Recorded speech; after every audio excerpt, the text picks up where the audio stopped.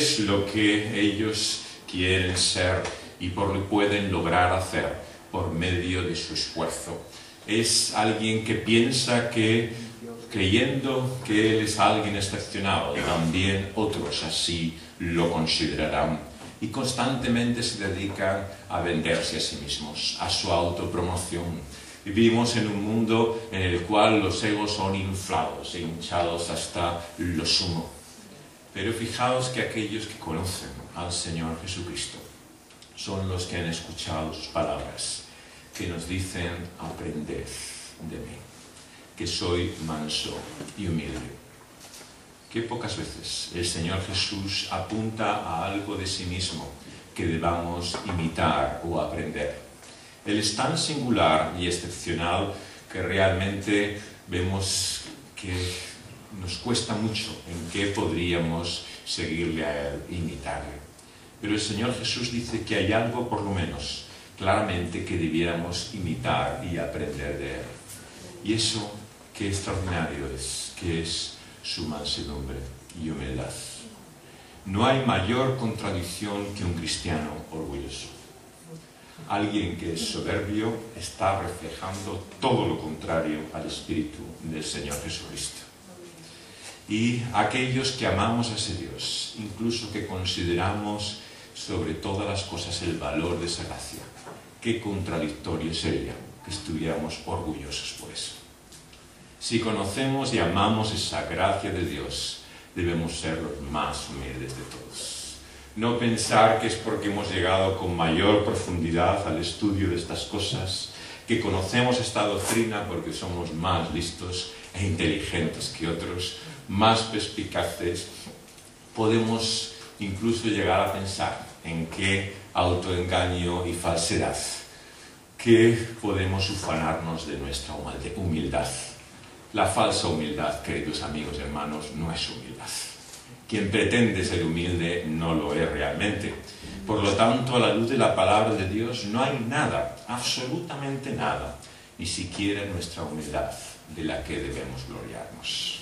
El apóstol nos da ejemplo que solamente hay una razón por la cual debemos gloriarnos, que es de lo que Dios es para nosotros, de su maravilla y de su gracia. Por la gracia que les dado el apóstol Pablo a cada cual que está entre nosotros, nos da esta consecuencia: que nadie tenga más alto concepto de sí que el que deba tener, sino que piense de sí mismo con cordura, conforme a la medida de fe que Dios repartió a cada uno.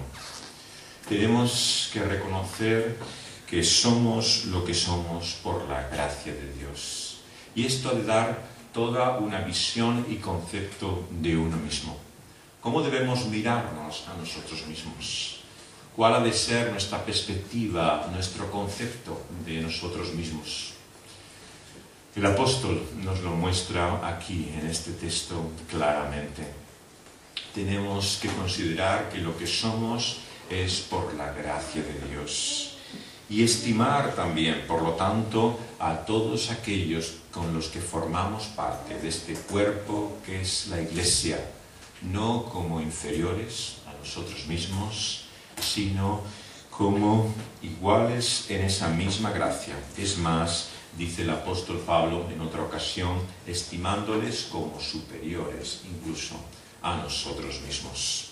El concepto que debemos tener, lo que ha de hacer no es hinchar, inflar, agrandar la estima y valor que tenemos por nosotros mismos, sino ver la realidad de lo grande, de lo estimable y maravilloso que es el Señor y su gracia.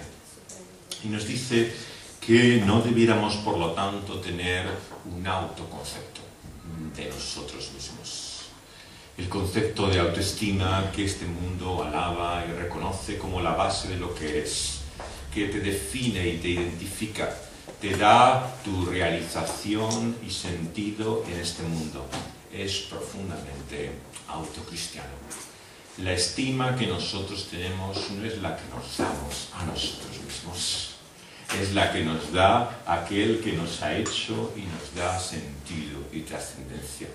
Y descubrir eso es descubrir la vida misma. Lo que significa ser criatura, confesar que Él es el Creador y nosotros obra de sus manos, que dependemos de Él desde el principio hasta el final y somos lo que somos gracias a Él. Y nuestro texto nos llama, por lo tanto, a pensar con cordura, con sentido, porque este mundo está cegado, obnubilado. Realmente no tiene un sentido cabal acerca de sí mismo. Se ha convertido en su constante soberbia, en alguien cegado a sus propias limitaciones, a sus tremendas miserias. No se da cuenta realmente de lo que es. Y esta es la tentación, la debilidad y el engaño en el que podemos caer cada uno de nosotros cuando olvidamos estas palabras. Cuando pensamos que realmente lo que somos es por algo excepcional que hayamos hecho o logrado. Perdemos el sentido cabal, la cordura, la medida de lo que significa la sanidad mental, el sentido realmente que nos muestra la palabra que deberíamos tener de lo que nosotros somos.